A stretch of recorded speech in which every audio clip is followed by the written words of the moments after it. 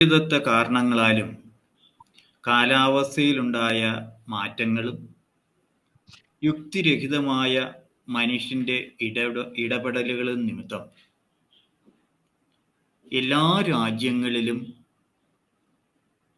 ദുരന്തങ്ങൾ വർദ്ധിച്ചു വരികയാണ്. ഇന്ത്യ ഉൾപ്പെടെയുള്ള ഏഷ്യൻ രാജ്യങ്ങളിൽ ദുരന്തങ്ങൾ ആവർത്തിച്ചു വരികയാണെന്നു മാത്രമല്ല, ആഗോളതലത്തിൽ 7-ാം സ്ഥാനത്താണ്. ഈ ദുരന്തത്തെ നേരിടേണ്ടത് ഒരു വൻ വെല്ലുവിളിയാണ്. അതുകൊണ്ട് തന്നെ യുണൈറ്റഡ് നേഷൻസും ഇന്ത്യ ഗവൺമെൻറ്റും സംസ്ഥാന ഗവൺമെൻറ്റും സംയുക്തമായി ദുരന്ത നിവാരണ പ്രവർത്തനങ്ങളിൽ പങ്കെടുത്തു വരികയാണ്.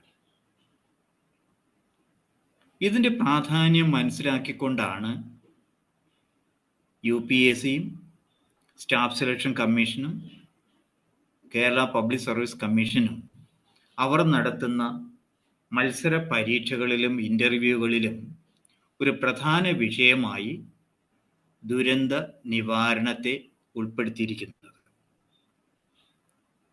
ഈ പരീക്ഷകൾക്ക് വരുന്ന പ്രധാനപ്പെട്ട ചോദ്യങ്ങളെക്കുറിച്ചും അത് എങ്ങനെ എഴുതണമെന്നും നിങ്ങളെ പരിശീലിപ്പിക്കുകയാണ് എഡ്ക്രെഡൻസ് അക്കാഡമിയിലൂടെ ഞങ്ങൾ ചെയ്യുന്നത്. കേരള പബ്ലിക് സർവീസ് കമ്മീഷൻ നടത്തുവാൻ തീരുമാനിച്ചിരിക്കുന്ന സെക്രട്ടേറിയറ്റ് അസിസ്റ്റന്റ് പരീക്ഷയിൽ ഡിസാസ്റ്റർ മാനേജ്മെന്റിനെ സംബന്ധിച്ച് 10 മാർക്കിന്റെ ചോദ്യങ്ങളാണ് ഉൾപ്പെടുത്തിയിരിക്കുന്നത്.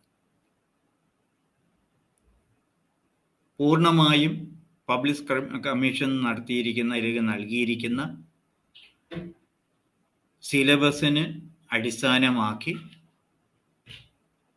പുതിയ ആവിഷ്കരിച്ചിരിക്കുന്ന ചോദ്യോത്തര രീതിയെ അടിസ്ഥാനമാക്കിയാണ് ഈ വീഡിയോ നിങ്ങൾക്കായി ഞങ്ങൾ അവതരിപ്പിക്കുന്നത്. ആദ്യത്തെ മോഡ്യൂളിൽ ഡിസാസ്റ്റർ എന്താണ്, അതിൻ്റെ കാരണങ്ങളെക്കുറിച്ചുമാണ് വിവരിക്കുന്നത്. ഇന്ന് ഞാൻ നിങ്ങളുടെ മുൻപിൽ അവതരിപ്പിക്കുന്ന വീഡിയോയിൽ ദുരന്തങ്ങൾ, ഡിസാസ്റ്റേഴ്സ് എന്ന് പറഞ്ഞാൽ എന്താണ്, അതിൻ്റെ ഉള്ള കാരണങ്ങൾ, പ്രധാനമായും സിലബസിൽ പറഞ്ഞിരിക്കുന്ന പ്രകൃതിദത്ത കാരണങ്ങളും മനുഷ്യ ഇടപെടലുകളും എന്ന വിഷയത്തെക്കുറിച്ചാണ് ഈ വീഡിയോയിൽ ഉൾപ്പെടുത്തിയിരിക്കുന്നത്. വരും വീഡിയോകളിൽ ഡിസാസ്റ്ററിനെ എങ്ങനെ നമുക്ക് മാനേജ് ചെയ്യാം, കേന്ദ്ര സംസ്ഥാന സർക്കാരുകൾ ഇന്ന് എടുത്തുകൊണ്ടിരിക്കുന്ന നടപടികൾ എന്തൊക്കെയാണ് എന്നതിനെ സംബന്ധിച്ചുള്ള വീഡിയോകളായിരിക്കും ഉൾപ്പെടുത്തുക. 8ാമത്തെ മോഡ്യൂളിൽ കൊടുത്തിരിക്കുന്നത് ഡിസാസ്റ്റേഴ്സ്, നാച്ചുറൽ ആൻഡ് ആന്ത്രോപോജനിക്. ഇതിനകത്ത് നമുക്ക് നോക്കേണ്ടത് ഡെഫിനിഷൻ ഓഫ് ഡിസാസ്റ്റർ എന്നുള്ളതാണ്. എന്താണ് ഒരു ദുരന്തം അല്ലെങ്കിൽ ഡിസാസ്റ്റർ എന്ന് പറഞ്ഞാൽ? അതിനെ സംബന്ധിച്ച് യുണൈറ്റഡ് നേഷൻസ് നൽകിയിരിക്കുന്ന ഡെഫിനിഷനാണ് ഞാനിവിടെ നൽകിയിരിക്കുന്നത്. അതായത് serious disruption of the functioning of a community or a society at any scale due to hazardous events leading to human, material, economic and environmental losses and impacts. അപ്പോൾ ഈ ദുരന്തം കൊണ്ട് ഒരു സമൂഹത്തിന് എന്തെല്ലാം ഭവിഷ്യത്തുകളാണ് ഉണ്ടാകുന്നത് എന്നുള്ളതാണ് ഈ ഡെഫിനിഷനിൽ പ്രധാനമായും ഹൈലൈറ്റ് ചെയ്യുന്നത്. അപ്പോൾ നമുക്ക് ഇനി നോക്കേണ്ടത്, പരീക്ഷയെ സംബന്ധിച്ച് നമുക്ക് നോക്കേണ്ടത് ഡിസാസ്റ്ററിനെ അല്ലെങ്കിൽ പലതരത്തിലുള്ള ഡിസാസ്റ്ററുകളെ, അതിൻ്റെ കാരണങ്ങളെ നമുക്ക് പ്രധാനമായും 2ആയി തിരിക്കാം. പ്രകൃതിദത്ത കാരണങ്ങൾ, 2 മനുഷ്യന്റെ ഇടപെടലുകൾ കൊണ്ടുണ്ടാകുന്ന ആന്ത്രോപോജനിക് റീസൺസ്. അതിനകത്ത് ഞാൻ ആദ്യമായി നിങ്ങളുമായി പങ്കുവയ്ക്കാൻ ആഗ്രഹിക്കുന്നത് നാച്ചുറൽ, അതായത് പ്രകൃതിദത്ത കാരണങ്ങൾ എന്തൊക്കെയാണെന്നുള്ളതാണ്. പ്രധാനമായും പ്രകൃതിദത്ത കാരണങ്ങളെ ഞാൻ 5ആയി തരംതിരിക്കുകയാണ്. ഒന്ന്, geophysical hazards, hydrological hazards, meteorological hazards, climatological hazards and biological hazards. നമുക്കിതിന് ഓരോന്നും എന്താണെന്നും അത് ഏത് രീതിയിലാണ് ഡിസാസ്റ്ററിന് കാരണമാകുന്നതെന്നും നമുക്ക് നോക്കാം. ജിയോഫിസിക്കൽ, അതായത് ഭൂമിയുടെ അടിത്തട്ടിൽ ഉണ്ടാകുന്ന ചലനങ്ങൾ മൂലമുണ്ടാകുന്ന ദുരന്തങ്ങൾ. നമുക്കെല്ലാവർക്കും അറിയാവുന്നതുപോലെ തന്നെ എർത്ത് സർഫസിൽ നിന്നും 6800-ലധികം കിലോമീറ്ററുകൾ ഉള്ളിലാണ് ഇതിൻ്റെ കേന്ദ്രബിന്ദു എന്ന് പറയുന്നത്. അവിടെ അതിശക്തമായ ഊഷ്മാവാണ് ഇതിൻ്റെ കേന്ദ്രബിന്ദുവിലുള്ളത്. ആ ഊഷ്മാവ് വർദ്ധിച്ച് പലതരത്തിലുള്ള ദുരന്തങ്ങൾക്കത് കാരണമാകും. പ്രധാനമായും ജിയോഫിസിക്കൽ ഹസാർഡ്സ് കൊണ്ടുണ്ടാകുന്ന ദുരന്തങ്ങൾ എന്ന് പറയുന്നത് ഒന്ന് ഭൂമികുലുക്കം, എർത്ത്ക്വേക്സ്, വോൾക്കാനിക് ഇറപ്ഷൻസ്, അതുപോലെ തന്നെ ലാൻഡ് സ്ലൈഡ്സ്, അതുപോലെ തന്നെ ഹിമപാതം, അതുപോലെ തന്നെ അഗാധ ഗർത്തങ്ങൾ ഉണ്ടാകുക തുടങ്ങിയ ദുരന്തങ്ങളാണ് ജിയോഫിസിക്കൽ ഹസാർഡ്സ് കൊണ്ട് ഉണ്ടാകുന്നത്. 2, ഹൈഡ്രോളജിക്കൽ. അത് ഹൈഡ്രോ എന്ന് പറയുമ്പോൾ തന്നെ നമുക്കറിയാം ജലവുമായി ബന്ധപ്പെട്ടതാണ്. അതായത് കടൽ ജലത്തിൻ്റെ വർധനവ് കൊണ്ട്, ഇല്ലെങ്കിൽ ജലത്തിലുണ്ടാകുന്ന വ്യതിയാനം കൊണ്ട്, ഊഷ്മാവിലുണ്ടാകുന്ന വ്യതിയാനങ്ങൾ കൊണ്ട്, അതുണ്ടാകുന്ന മറ്റു പല പ്രതിഭാസങ്ങൾ കൊണ്ടുണ്ടാകുന്ന ദുരന്തങ്ങൾ. ഫ്ലഡ്സ്, ഡ്രൗട്ട്, സുനാമി പോലുള്ള പ്രതിഭാസങ്ങൾ, ലാൻഡ് സ്ലൈഡുകൾ, ഇവയാണ് നമുക്ക് ഹൈഡ്രോളജിക്കൽ ഹസാർഡ്സ് എന്ന് പറയുന്ന കാരണത്തിൽ ഉൾപ്പെടുത്തുവാൻ കഴിയുന്നത്. ഒന്നുകൂടി ഞാൻ വിശദമാക്കാം. ഫ്ലഡ്സ് ഉണ്ടാകാറുണ്ട്, ഡ്രൗട്ട്, സുനാമി, ലാൻഡ് സ്ലൈഡുകൾ. ഇനി ഞാൻ പറയാൻ പോകുന്നത് ആദ്യം വെതർ റിലേറ്റഡ് പ്രോസസ്സും രണ്ടാമത് ഞാൻ പറയാൻ പോകുന്നത് ക്ലൈമറ്റ് റിലേറ്റഡുമാണ്. അപ്പോൾ ഇവിടെ ഉണ്ടാകാവുന്ന ഒരു ചോദ്യം എന്ന് പറയുന്നത് വെതറും ക്ലൈമറ്റും തമ്മിൽ എന്താ വ്യത്യാസം? വെതർ എന്ന് പറയുന്നത് ഒരു ഹ്രസ്വകാല പ്രതിഭാസമാണെങ്കിൽ ക്ലൈമറ്റ് എന്ന് പറയുന്നത് ദീർഘകാല പ്രതിഭാസമാണ്. ഞാൻ ഇവിടെ മെറ്റീരിയോളജിക്കൽ ഹസാർഡ്സിൽ ഇവിടെ പറയുന്നത് വെതർ മൂലം, ഇല്ലെങ്കിൽ കാലാവസ്ഥയിൽ ഉണ്ടാകുന്ന വ്യതിയാനം മൂലം ഉണ്ടാകുന്ന ദുരന്തങ്ങൾ ഏതൊക്കെയാണ്. ഒന്ന്, കോൾഡ് വേവുകൾ, തണ്ടർ സ്റ്റോം, അതുപോലെ തന്നെ ലൈറ്റ്നിങ്ങുകൾ, സൈക്ലോൺസ്, ടൊർണാഡോസ്. അതായത് വെതർ റിലേറ്റഡ് ഉണ്ടാകുന്ന ദുരന്തങ്ങളാണ് കോൾഡ് വേവ്സ്, അതുപോലെ thunder Storm, lightning, cyclones and tornado. ഇനി ഞാൻ പറയാൻ പോകുന്നത് ദീർഘകാല കാലാവസ്ഥയിൽ ഉണ്ടാകുന്ന മാറ്റങ്ങൾ മൂലം ഉണ്ടാകുന്ന ദുരന്തങ്ങൾ. Droughts, heat waves, floods, wild fires, then extreme temperature events. ഇതാണ് ക്ലൈമറ്റിന്റെ ഇല്ലെങ്കിൽ ദീർഘകാല കാലാവസ്ഥ മൂലം ഉണ്ടാകുന്ന ദുരന്തങ്ങൾ എന്ന് പറയുന്നത്. ഇനി വളരെ പ്രധാനപ്പെട്ടതാണ്, കേരളത്തിൽ കൂടെ ഉണ്ടാകുന്ന ഒരു പ്രതിഭാസമാണ് ബയോളജിക്കൽ ഹസാർഡ്സ് എന്ന് പറയുന്നത്. അതായത് പലതരത്തിലുള്ള ഇൻഫെക്ഷനുകൾ, കണ്ടുപിടിക്കപ്പെട്ടതും കണ്ടുപിടിക്കാത്തതുമായുള്ള പലതരം ഇൻഫെക്ഷനുകൾ അത് വലിയ ഒരു ദുരന്തമായി നമ്മളെ പിന്തുടരുകയാണ്. അതുപോലെ തന്നെ നമുക്ക് നിങ്ങൾക്ക് അറിയാവുന്നതാണ് എപ്പിഡമിക്സ്, ഹെൽത്തിൻ്റെ അത് ഇമ്പാക്റ്റ് ഏതെല്ലാം തരത്തിലാണ്. അതുപോലെ എൻവയറമെന്റൽ ഡീഗ്രഡേഷൻ ഉണ്ട്, ഡെങ്കു, ചിക്കൻ ഗുനിയ, നിപ തുടങ്ങിയ രോഗങ്ങൾക്ക് ഈ ബയോളജിക്കൽ ഹസാർഡ്സ് കാരണമാകുന്നുണ്ട്. പലതരത്തിലുള്ള ഹെൽത്ത് ഇഷ്യൂ, ആരോഗ്യമായ പ്രശ്നങ്ങൾ ഉണ്ടാകുന്നു. അതുപോലെ തന്നെ ആരോഗ്യ പ്രശ്നങ്ങൾ മൂലം ഉണ്ടാകുന്ന മനുഷ്യൻ്റെ നഷ്ടം വരുന്നുണ്ട്. അതുപോലെ തന്നെ നമ്മുടെ പരിസ്ഥിതിക്ക് ധാരാളമായി ഉണ്ടാകുന്ന കോട്ടങ്ങൾ ഉണ്ടാകുന്നുണ്ട്. പിന്നെ പല രോഗങ്ങൾക്ക്, അതായത് ഡെങ്കു, ചിക്കൻ ഗുനിയ, നിപ തുടങ്ങിയ രോഗങ്ങൾക്കും ഈ ദുരന്തങ്ങൾ കാരണമാകുന്നുണ്ട്. ഇത്രയും ഞാൻ ഇവിടെ പറഞ്ഞത്, ഇതുവരെ ഞാൻ നിങ്ങളോടുമായി പങ്കുവെച്ച ഇതെന്ന് പറയുന്നത് പ്രകൃതിദത്ത കാരണങ്ങളാണ്. ഇനി മനുഷ്യന്റെ ഇടപെടലുകൾ കൊണ്ട് വർദ്ധിച്ചു വരുന്ന ദുരന്തങ്ങളാണ് ഇനി ഞാൻ ഇവിടെ പറയാൻ പോകുന്നത്. അതായത് പ്രകൃതിദത്ത കാരണങ്ങളെ അല്ലെങ്കിൽ പ്രകൃതിദത്ത ദുരന്തങ്ങളെ നമുക്ക് ഒരു പരിധിക്കപ്പുറം നമുക്ക് നിയന്ത്രിക്കുവാനും കഴിയത്തില്ല. പക്ഷേ മനുഷ്യനിർമ്മിത കാരണങ്ങളെ നമുക്ക് ഫലപ്രദമായി അത് നമുക്ക് ഇല്ലാതാക്കുവാൻ കഴിയും, കുറയ്ക്കുവാൻ കഴിയും.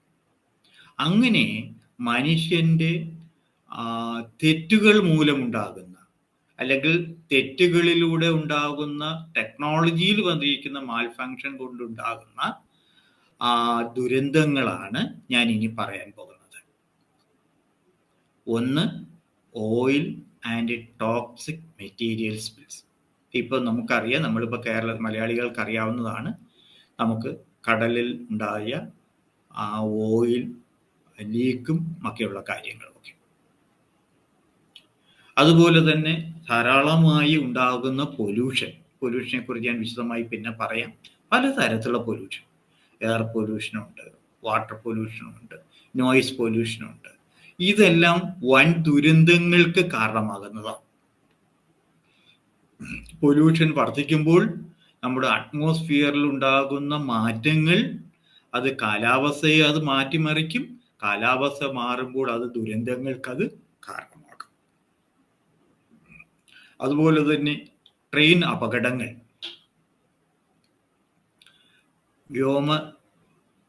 അല്ലെങ്കിൽ വിമാനങ്ങളുടെ അപകടങ്ങൾ, അതുപോലെ തന്നെ ഹ്യൂമൻ ഇൻഡ്യൂസ്ഡ് എക്സ്പ്ലോഷൻസ്, മൊബൈൽ പൊട്ടിത്തെറികൾ. ഇതിൽ പ്രധാനമായി നിങ്ങൾക്ക് മനസ്സിലാകാൻ വേണ്ടി ഞാൻ 2-3 കാര്യങ്ങൾ മാത്രം ഈ ഗ്യാസ് ലീക്കുമായി വയ്ക്കുന്ന വളരെ പ്രധാനപ്പെട്ട ഭോപ്പാൽ ഗ്യാസ് ട്രാജഡി നമുക്ക് ഓർമ്മയുള്ളതാണ്. അതുപോലെ ചെർണോബിൾ, ന്യൂക്ലിയർ ഡിസാസ്റ്റർ തുടങ്ങിയവയെല്ലാം മാൻമെയ്ഡ് ഡിസാസ്റ്ററുകളുടെ ചില ഉദാഹരണങ്ങൾ മാത്രമാണ്. അപ്പോൾ ഞാൻ ഇതുവരെ പറഞ്ഞത് മാൻമെയ്ഡും അല്ലെങ്കിൽ പ്രകൃതിദത്ത കാരണങ്ങളും മാൻമെയ്ഡ് അല്ലെങ്കിൽ മനുഷ്യന്റെ പ്രവർത്തനങ്ങൾ കൊണ്ടുണ്ടാകുന്ന ദുരന്തങ്ങളുമാണ്. ഇനി ഞാൻ നിങ്ങളുമായി പങ്കുവയ്ക്കാൻ ആഗ്രഹിക്കുന്നത്, ഒരു ഡിസാസ്റ്റർ, ഒരു ദുരന്തം ഉണ്ടായാൽ അത് ഏത് രീതിയിലാണ് വ്യക്തികളെയും സമൂഹത്തെയും അത് ബാധിക്കുന്നത്. അത് ഞാൻ പലതായി തിരിച്ചിട്ടുണ്ട്. Social impacts, economic impacts, psychological impact, health impact, community impact and environmental impact. അതിൽ ആദ്യത്തേതായി നിങ്ങളുമായി പങ്കുവയ്ക്കാൻ ആഗ്രഹിക്കുന്നത് സോഷ്യൽ ഇമ്പാക്റ്റ് ആണ്. അത് സമൂഹത്തെ എങ്ങനെ അത് ബാധിക്കും? ദുരന്തങ്ങൾ ഉണ്ടാകുമ്പോൾ അവരുടെ വരുമാനമാണ് ഇല്ലാതാക്കുന്നത്, അവരുടെ സർവ സ്വത്തുമാണ് ഇല്ലാതായി പോകുന്നത്, തൊഴിൽ നഷ്ടപ്പെടുന്നു, അവർ പ്രവർത്തിയെടുക്കുവാനുള്ള വേദികൾ നഷ്ടപ്പെടുന്നു. അതിലൂടെ ദാരിദ്ര്യവും തൊഴിലില്ലായ്മയും വർദ്ധിക്കുന്നു. ഇവിടെ പ്രധാനമായി നിങ്ങൾ മനസ്സിലാക്കേണ്ട ഒരു കാര്യമെന്ന് പറയുന്നത്, ഏതു ദുരന്തമുണ്ടായാലും ശരി, അത് ഏറ്റവും കൂടുതൽ അതിൻ്റെ തിക്താനുഭവം പേറേണ്ടി വരുന്നത് സമൂഹത്തിലെ ഏറ്റവും പാവപ്പെട്ട ജനവിഭാഗങ്ങളെയാണ്, കുട്ടികളെയാണ്, സ്ത്രീകളെയാണ്, വരുമാനമില്ലാതെ ദാരിദ്ര്യരേഖയ്ക്ക് താഴെയുള്ളവരെയാണ്. അതാണ് ദുരന്തത്തിന്റെ ഏറ്റവും വലിയ ഒരു തിക്ത അനുഭവം എന്ന് പറയുന്നത് സോഷ്യൽ ഇമ്പാക്റ്റാണ്. ഇക്കണോമിക് ഇമ്പാക്റ്റിലേക്ക് നമ്മൾ സാമ്പത്തികപരമായി അതിനെ ഏത് രീതിയിലാണ് അത് ബാധിക്കുന്നതെന്ന് ചോദിച്ചു കഴിഞ്ഞാൽ, അത് പ്രോപ്പർട്ടി, ജനങ്ങളുടെ സ്വത്തിനെ, ജനങ്ങളുടെ സർവ്വ ആശ്രയത്തെ, സർക്കാരിൻ്റെ പ്രോപ്പർട്ടി എല്ലാം അത് ഡാമേജ് അല്ലെങ്കിൽ നഷ്ടപ്പെടുന്നതിനത് കാരണമായി. അതുപോലെ തന്നെ സംസ്ഥാന സർക്കാരുകളും കേന്ദ്ര സർക്കാരുകളും ലോക്കൽ ബോഡികളും വൻ തുക ഇതിന് റീഹാബിലിറ്റേഷന് വേണ്ടി, ഇതിനെ ദുരന്തത്തെ തരണം ചെയ്യാൻ വേണ്ടി മുടക്കേണ്ടതായി വരും. അത് ഒരു വലിയൊരു ഫിസിക്കൽ ഇംബാലൻസിനെ ഇല്ലെങ്കിൽ ക്രൈസിസിലേക്ക് അത് ബാധിക്കും. അപ്പൊ ഞാൻ പറഞ്ഞു വരുന്നത് എന്താണെന്ന് വെച്ച് കഴിഞ്ഞാൽ, ഒരു ദുരന്തം വ്യക്തികളെ മാത്രമല്ല ദോഷകരമായി ബാധിക്കുന്നത്, സമൂഹത്തെ ഒന്നാകെയാണ്, അതുപോലെ തന്നെ സർക്കാരുകളെയും ആണ്. ദെൻ അടുത്തതായി നമുക്ക് അതിൻ്റെ ഇമ്പാക്റ്റ് എന്ന് പറഞ്ഞ് സൈക്കോളജിക്കൽ ഇമ്പാക്റ്റ് ആണ്. ദുരന്തങ്ങൾ വരുത്തുന്ന സൈക്കോളജി അല്ലെങ്കിൽ മാനസികമായ പ്രയാസങ്ങൾ വളരെ വലുതാണ്. ഹെൽത്ത് ഇമ്പാക്റ്റ്, ധാരാളം രോഗങ്ങൾ പടരുന്നതിനും ഉണ്ടാകുന്നതിനും ഉണ്ടായാൽ അത് ക്യൂർ ചെയ്യുന്നതിനുമൊക്കെ അത് ബാധിക്കുമെന്നുള്ളതാണ് നമ്മുടെ ചരിത്രം നമ്മളോട് പറയുന്നത്. അതുപോലെ കമ്മ്യൂണിറ്റി ഇമ്പാക്റ്റ്, അതുപോലെ എൻവയറമെൻ്റൽ ഇമ്പാക്റ്റ്. ഞാൻ പരിസ്ഥിതിക്ക് ഏത് രീതിയിലാണ്, പരിസ്ഥിതിയെയാണ് ഈ ദുരന്തങ്ങൾ ഏറ്റവും കൂടുതൽ വളരെ നാമാവിശേഷമാക്കുന്നത് നമ്മുടെ പരിസ്ഥിതിയാണ്, നമ്മുടെ ആവാസ വ്യവസ്ഥയാണ്.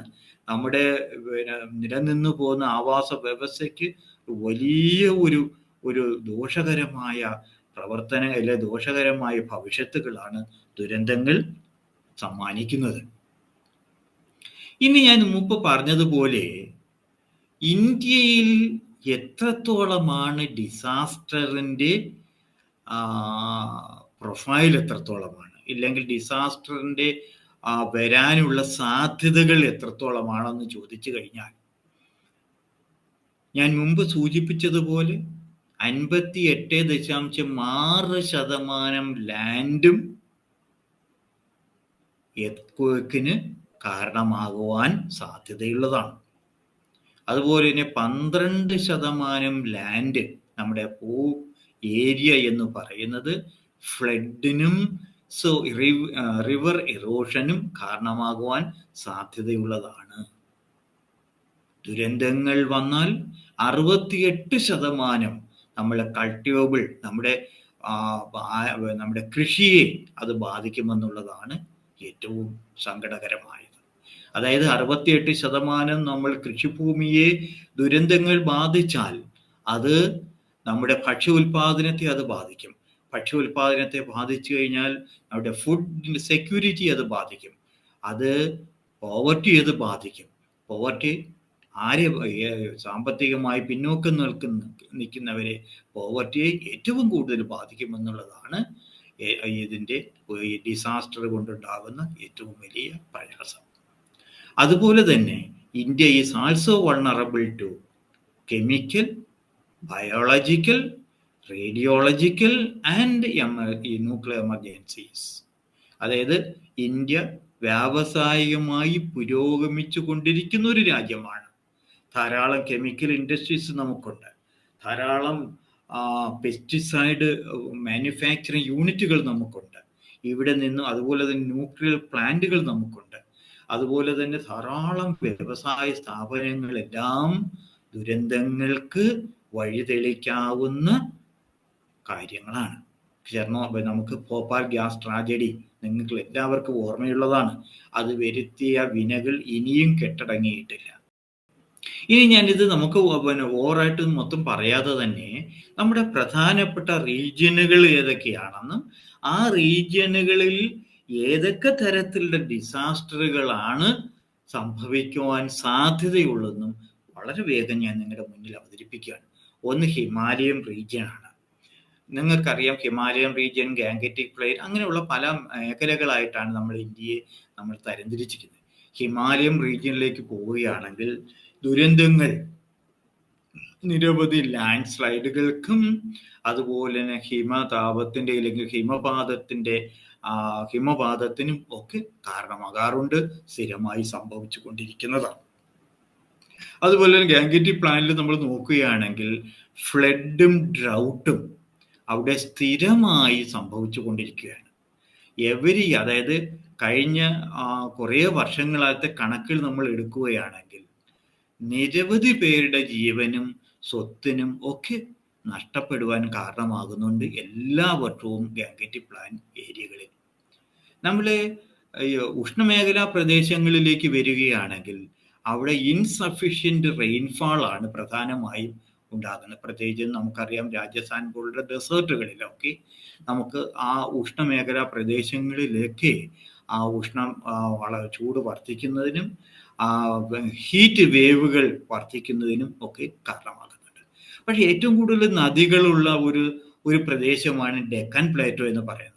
അവിടെ, അതായത് ഡെക്കാൻ പ്ലേറ്റോയുടെ പ്രദേശങ്ങൾ എന്ന് പറഞ്ഞ ആന്ധ്രാപ്രദേശ്, മഹാരാഷ്ട്ര, കർണാടക തുടങ്ങിയ സംസ്ഥാനങ്ങളിലൂടെ ഉള്ള ഡെക്കാൻ പ്ലേറ്റോയിൽ കൂടെ നർമ്മദ നദിയുണ്ട്, തവി നദിയുണ്ട്, മഹാനദിയുണ്ട്, ഗോദാവരിയുണ്ട്, കൃഷ്ണ തുടങ്ങിയ കാവേരി നദി തുടങ്ങിയ നദികളൊക്കെ ഈ ഡെക്കാൻ പ്ലേറ്റോയുടെ പ്രദേശങ്ങളിൽ ഉണ്ട് എങ്കിൽ പോലും വാട്ടർ ഷോർട്ടേജ് എന്ന് പറയുന്നത് ഏറ്റവും കൂടുതൽ അനുഭവപ്പെടുന്ന ഒരു മേഖലയാണ് ഇപ്പോൾ. അതുപോലെ തന്നെ വെസ്റ്റേൺ ഗാട്സും ഈസ്റ്റേൺ ഗാട്സും ഈസ്റ്റേൺ ഗാട്സിന്റെ ഒരു എന്ന് പറഞ്ഞാൽ പ്രധാനപ്പെട്ട ലോകരാജ്യങ്ങളിൽ അല്ലെങ്കിൽ ആഗോളതലത്തിൽ തന്നെ അംഗീകരിക്കപ്പെട്ട 33ലധികം എക്കോളജിക്കൽ സെൻസിറ്റീവ് സോണുകൾ നിലനിൽക്കുന്ന ഒരു പ്രദേശമാണ് വെസ്റ്റേണും ഈസ്റ്റേൺ ഗാട്സുകൾ എന്ന് പറയുന്നത്. ഇനി നമുക്ക് നോക്കേണ്ടത് കോസ്റ്റൽ റീജിയൻ ആണ്. അതായത് കോസ്റ്റൽ റീജിയന്റെ ഒരു പ്രത്യേകത എന്ന് പറയുന്നത് ഇന്ത്യക്ക് 7500ലധികം കിലോമീറ്ററുകളാണ് നമ്മുടെ തീരദേശ പ്രദേശങ്ങളുള്ളത്. അപ്പൊ അതുകൊണ്ട് തന്നെ ഈ കടലിലുണ്ടാകുന്ന ഏത് തരം പ്രതിഭാസത്തും, അത് ഹീറ്റ് വേവ് ആയാലും ശരി, അവിടെ ഉണ്ടാകുന്ന സുനാമി പോലുള്ള കാര്യങ്ങളായാലും ശരി, എല്ലാം നമ്മുടെ 7500ലധികം കിലോമീറ്ററുകളെ അത് ദോഷകരമായി ബാധിക്കുമെന്നുള്ളതാണ്. ഇനി നമ്മുടെ ഒരു പ്രധാനപ്പെട്ട സ്റ്റേറ്റുകളിലേക്ക്, അത് നാച്ചുറൽ ഡിസാസ്റ്ററിന്റെ പ്രൊഫൈൽ സ്റ്റേറ്റ് വൈസ് നമ്മൾ എടുക്കുകയാണെങ്കിൽ എർത്ത് ഉണ്ടാകുവാനുള്ള സാധ്യതകൾ എന്ന് പറയുന്നത് ആൻഡമാൻ ആൻഡ് നിക്കോബാർ ഐലൻഡുകൾ, ഹിമാചൽ പ്രദേശ്, ഗുജറാത്ത്, ജമ്മു ആൻഡ് കാശ്മീർ, സിക്കിം തുടങ്ങിയ പ്രദേശങ്ങളിലാണ് ഭൂമി കുലുക്കത്തിന് ഏറ്റവും കൂടുതൽ സാധ്യത ഉള്ളത്. സുനാമി കേരളം, തമിഴ്നാട്, ആന്ധ്രാപ്രദേശ്, ഗുജറാത്ത് പല സംസ്ഥാനങ്ങളിലാണ് സുനാമി ഉണ്ടാകുവാനുള്ള സാധ്യത ഉള്ളത്. അതുപോലെ തന്നെ നമ്മുടെ ഈ ലാൻഡ് സ്ലൈഡിലേക്ക് വരികയാണെങ്കിൽ, അല്ലെങ്കിൽ ഹിമാലയൻ ഏരിയകൾ പൂർണ്ണമായും ലാൻഡ് സ്ലൈഡ് വരാനുള്ള സാധ്യതകൾ വളരെ കൂടുതലാണ്, മണ്ണിടിച്ചിൽ. അതുപോലെ തന്നെ വെസ്റ്റ് ബംഗാള്, നാഗാലാൻഡ്, അരുണാചൽ പ്രദേശ്, ആസാം, സിക്കിം, മിസോറാം, ത്രിപുര, ഈവൻ കേരള തുടങ്ങിയ സംസ്ഥാനങ്ങളിലെല്ലാം ഈ മണ്ണിടിച്ചിൽ വലിയ ഒരു ദുരന്തമായി സംഭവിക്കുവാനുള്ള സാധ്യതകൾ വളരെ കൂടുതലാണ്. അതുപോലെ തന്നെ ഫ്ലഡിന്റെ കാര്യം എടുക്കുകയാണെങ്കിൽ ആസാം, ബീഹാർ, ഒറീസ, ഉത്തർപ്രദേശ്, വെസ്റ്റ് ബംഗാൾ, കേരള തുടങ്ങിയ സംസ്ഥാനങ്ങളിലാണ് ഫ്ലഡ് വരുവാനുള്ള സാധ്യത വളരെ വളരെ കൂടുതലുള്ളത്. സൈക്ലോണിന്റെ കാര്യത്തിൽ നമ്മൾ വരികയാണെങ്കിൽ വെസ്റ്റ് ബംഗാൾ, ഒഡീഷ, ആന്ധ്രാപ്രദേശ്, തമിഴ്നാട്, മഹാരാഷ്ട്ര ആൻഡ് ഗുജറാത്ത് തുടങ്ങിയ സംസ്ഥാനങ്ങളിലാണ് ഈ സൈക്ലോൺ കൂടുതലായി ഉണ്ടാകുവാനുള്ള സാധ്യതകളുള്ളത്. പക്ഷെ വരൾച്ച, അതായത് ഡ്രൗട്ടിന് കൂടുതൽ സാധ്യതയുള്ളത് രാജസ്ഥാനുണ്ട്, ഉത്തർപ്രദേശ്, മധ്യപ്രദേശ്, ഒറീസ, ആന്ധ്രാപ്രദേശ് തുടങ്ങിയ സംസ്ഥാനങ്ങളിലാണ് വരൾച്ച കൂടുതലായിട്ട് സംഭവിക്കാൻ സാധ്യതയുള്ളത്. ഇപ്പോൾ സംഭവിച്ചു കൊണ്ടിരിക്കുന്നത് ഇത്തരം സംസ്ഥാനങ്ങളിലാണ്. അതുപോലെ തന്നെ കോൾഡ് വേവും ഹീറ്റ് വേവ്സും ഏറ്റവും കൂടുതൽ വടക്കേ ഇന്ത്യയിൽ പൂർണ്ണമായും ബഹുഭൂരിപക്ഷമുള്ള എല്ലാ സംസ്ഥാനങ്ങളിലും ഹീറ്റ് വേവുകളും കോൾഡ് വേവുകളും ഇപ്പോൾ നടന്നുകൊണ്ടിരിക്കുകയാണ്.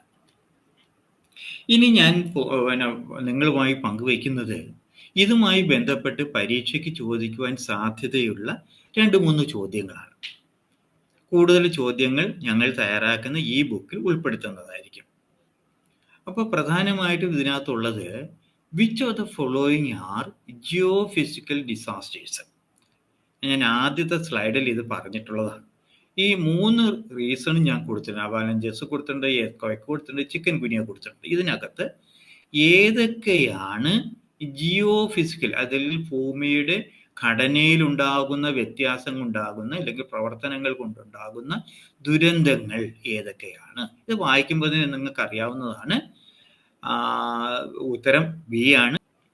ഇനിയുള്ളത് which of the following are the common factors of wild fire hazards. അതായത് വൈൽഡ് ഫയർ എന്ന് പറഞ്ഞാൽ തീയുടെ വളരെ വ്യാപകമായ തീപിടുത്തത്തിന് കാരണമാകുന്ന കോമൺ ഫാക്ടേഴ്സ് ഏതൊക്കെയാണെന്നാണ് ഇവിടെ പറഞ്ഞിരിക്കുന്നത്. അത് ഞാൻ കൂടുതൽ വയ്ക്കുന്നത് ഇതിനകത്ത് കൊടുത്തിരിക്കുന്നത് എല്ലാം വോൾക്കാനിക് എറപ്ഷന് കാരണമാകാം, എൽ നിനോ ആകാം, വോൾക്കാനിക് ലൈറ്റ്നിങ് ആകാം, ഇത് തുടങ്ങിയ അവസാനത്തെ ചോദ്യമാണ് പറയുന്നത് ആൾ ദ എബോവ്. അതിന് ഞാൻ എക്സ്പ്ലനേഷനും കൊടുത്തിട്ടുണ്ട്. സമയക്കുറവ് കാരണം ഞാൻ കൂടുതൽ ആൻസർ വായിക്കുന്നില്ല. ഇനി ഇന്ത്യസ് ടോട്ടൽ സൈക്ലോൺ ഉണ്ടാകുവാനുള്ള സാധ്യത എത്ര ശതമാനമുണ്ട് എന്ന് ചോദിച്ചു കഴിഞ്ഞാൽ ഞാൻ ഇൻട്രൊഡക്ഷനിൽ തന്നെ ഞാൻ വിശദീകരിച്ചതാണ്. 8% പ്രദേശത്താണ് സൈക്ലോൺ ഉണ്ടാകുവാനുള്ള സാധ്യത കൂടുതലായി ഉള്ളത്. ഇനി ഞാൻ 2 ടേബിളുകൾ ആയിട്ടാണ് കൊടുത്തിരിക്കുന്നത്. ഒരു സൈഡിൽ പലതരത്തിലുള്ള ഡിസാസ്റ്റേഴ്സ് കൊടുത്തിട്ടുണ്ട്. അത് ഏത് തരത്തിലുള്ള കാര്യം പരീക്ഷയ്ക്ക് ഈ മാൻമെയ്ഡും പ്രകൃതിദത്ത കാരണങ്ങൾ അങ്ങനെയാണ് ചോദിച്ചിരിക്കുക. അപ്പോൾ അതിനകത്ത് സ്വാഭാവികമായിട്ടും ചോദിക്കുന്ന സാധ്യത ഉള്ളതെന്ന് പറയുന്നത് നിങ്ങൾക്ക് തന്നിട്ട് ഒരു ഫുഡ് പോയിസണിങ് പോലുള്ള ഒരു ഡിസാസ്റ്റർ തന്നിട്ട് അത് മാൻമെയ്ഡ് ആണോ ഇല്ല പ്രകൃതിദത്ത കാരണങ്ങളാണോ എന്ന് ചോദിക്കാനുള്ള സാധ്യത ഉള്ളത് കൊണ്ടാണ് ഇത്തരത്തിൽ ചെയ്തിരിക്കുന്നത്. ഇതിൽ തെറ്റായി കൊടുത്തിരിക്കുന്നത് ഏതാണെന്നുള്ളതാണ് നിങ്ങൾ ചോദ്യം കൃത്യമായും വായിച്ചു നോക്കണം. ഇവിടെ തെറ്റായി കൊടുത്തിരിക്കുന്ന പേര് ഏതാണെന്നാണ് കൊടുത്തിരിക്കുന്നത്. നിങ്ങൾ വായിച്ചു നോക്കുക. ഫുഡ് പോയിസണിങ് മാൻമെയ്ഡ് ആണ്. ഡെങ്കു ഒന്ന് നിങ്ങൾ ഓർത്തു നോക്കുക, നാച്ചുറൽ ആണോ? ട്രെയിൻ ആക്സിഡന്റ് നാച്ചുറൽ ആണോ? ഏതായിരിക്കും ഉത്തരം? ഉത്തരം ട്രെയിൻ ആക്സിഡന്റ് നാച്ചുറൽ അല്ല, അത് മാൻമെയ്ഡ് ആണ്. മനുഷ്യൻ ടെക്നോളജി കൈകാര്യം ചെയ്യുന്നതിലുണ്ടാകുന്ന പാകപ്പിഴകൾ കൊണ്ടായിരിക്കും ട്രെയിൻ ആക്സിഡന്റുകൾ ഉണ്ടാകുന്നത്. അതുകൊണ്ട് തന്നെ റൈറ്റ് ആൻസർ എന്ന് പറയുന്നത് ഡി ആണ്. ഇനി which of the following are manmade disasters. Manmade disasters ഏതൊക്കെയാണെന്നാണ് ചോദിച്ചിരിക്കുന്നത്. Nipah, air crashes, pollution. അപ്പോൾ ഇവിടെ നിങ്ങൾക്കറിയാം നിപ്പ എന്ന് പറയുന്നത് മാൻമെയ്ഡ് അല്ല. ബാക്കി എയർ ക്രാഷസും പൊല്യൂഷനും എന്ന് പറയുന്നത് മാൻമെയ്ഡ് ആണ്.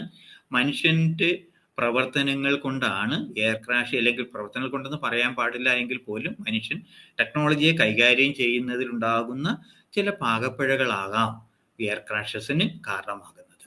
അതുപോലെ പൊല്യൂഷൻ്റെ പ്രധാനപ്പെട്ട അല്ലെങ്കിൽ ഒള്ളി റീസൺ എന്ന് പറയുന്നത് മനുഷ്യൻ തന്നെയാണ്.